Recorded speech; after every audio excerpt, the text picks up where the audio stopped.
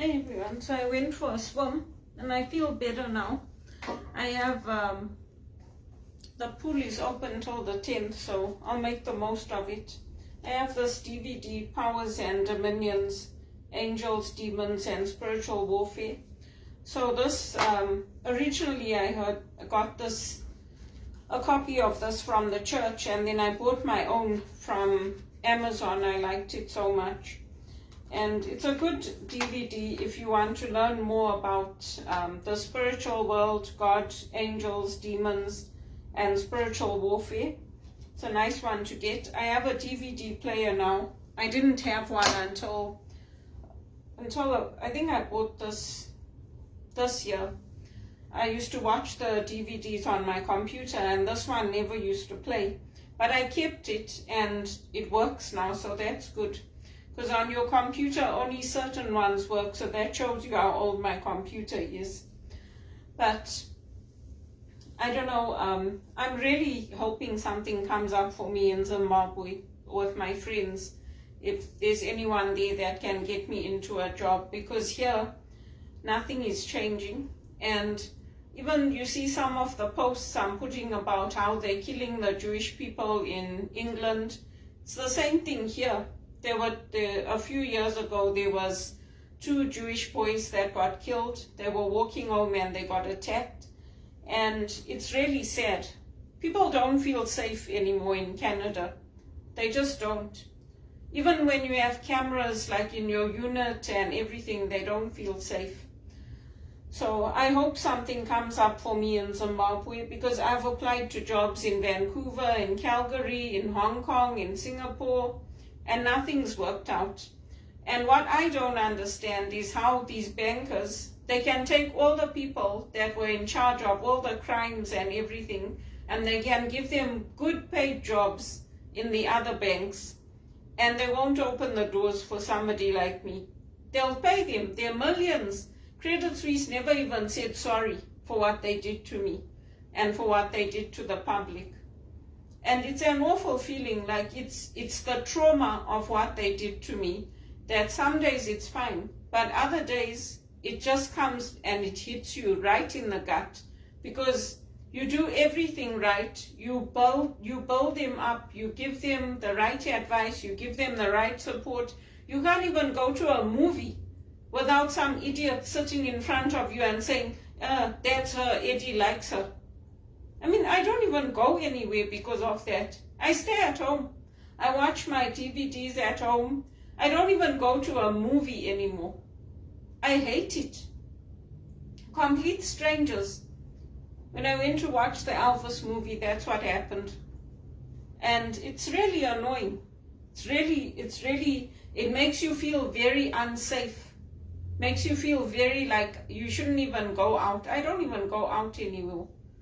When I go to events, I go to events that I've pre-booked in advance and people know I'm coming.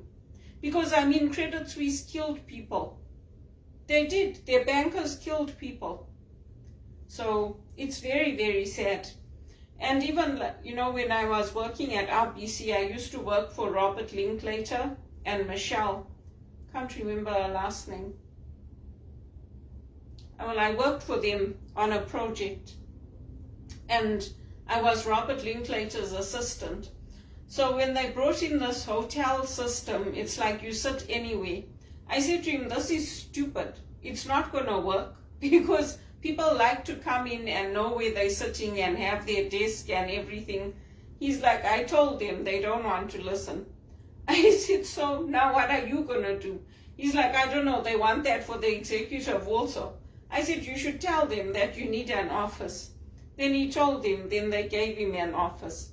But now you see what they're saying. They're saying, oh, the hotel system is not working. People don't have places to sit. So when I spoke up, when I told them, they didn't want to listen.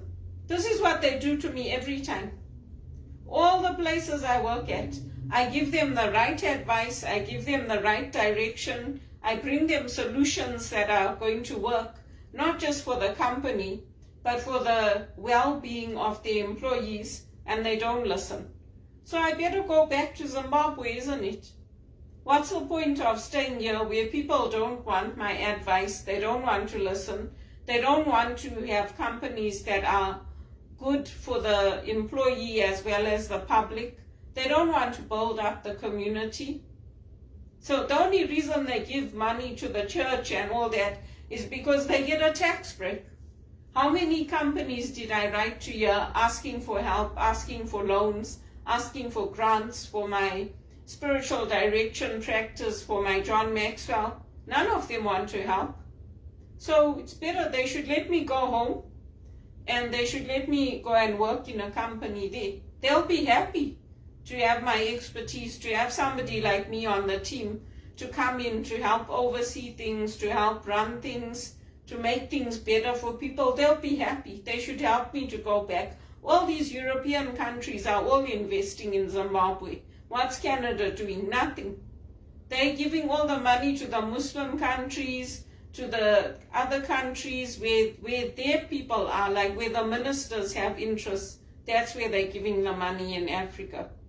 And Nigeria's got such a big problem with Boko Haram and all that. How come they're giving the money to Nigeria over Zimbabwe? They're not telling Nigeria, oh no, you've got human rights problems, we're not going to give you the money, you're not going to get anything from us. That's what they did to us, right? So only when it's Zimbabwe, then we get punished. The best people, we get punished. I'm also tired of it. I'm tired of it. And I don't care who's going to say, oh no, your life wasn't wasted. Look at what you did for your mom. Look how many nice times your family had together. Yeah, they had it. That's the point.